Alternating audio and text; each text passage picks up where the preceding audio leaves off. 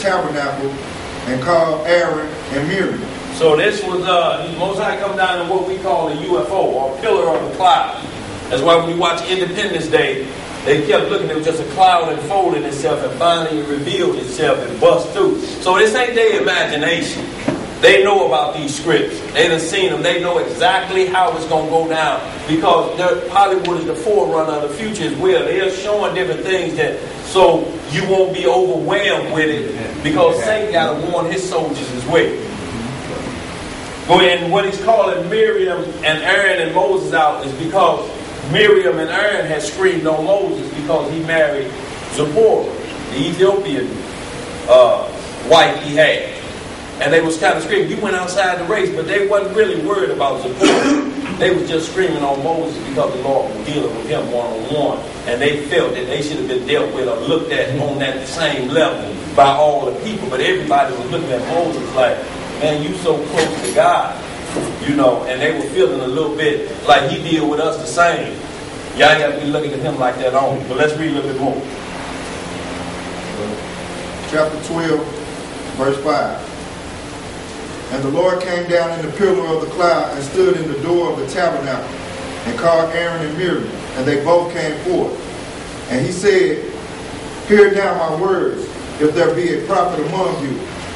I, the Lord, will make myself known unto him in a vision, and will speak unto him in a dream. So right here, I don't care what prophecy is there in church or wherever it was, they said, prophet, did the Lord make himself known to you in a vision or a dream?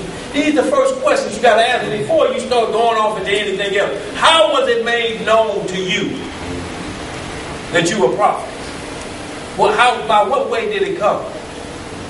If they tell you anything contrary to this, false prophet. Don't even worry about it. Don't even go into it. Well, I was sitting at the bread company having some French onion soup, and the word of the Lord no. Not according to this, and they ready to give out some prophecy. Let's read some more. My servant Moses is not so, who is faithful in all my house.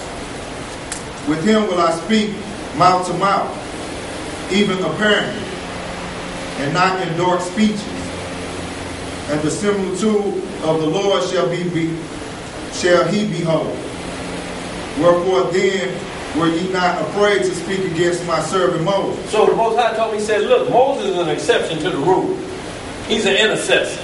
He's the one that's going to be just like Christ. He ain't Christ, but he's going to be in that same position. With him, I'm going to speak mouth to mouth. And not in dark sayings. I'm going to talk to him like I talk to a regular brother.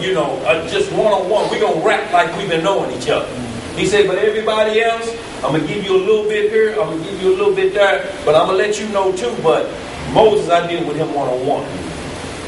And he said, and the servant that's coming of your brethren, who's going to be the Redeemer of Israel, he's going to say the same thing. It's going to be just like that. I want you to understand he'll be in the similitude of God as well.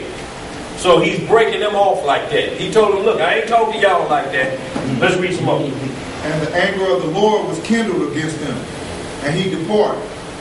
And the cloud departed from off the tabernacle, and he beheld. And behold, Miriam became leprous, white as snow. And Aaron looked upon Miriam, and beheld. Behold, she was leprous.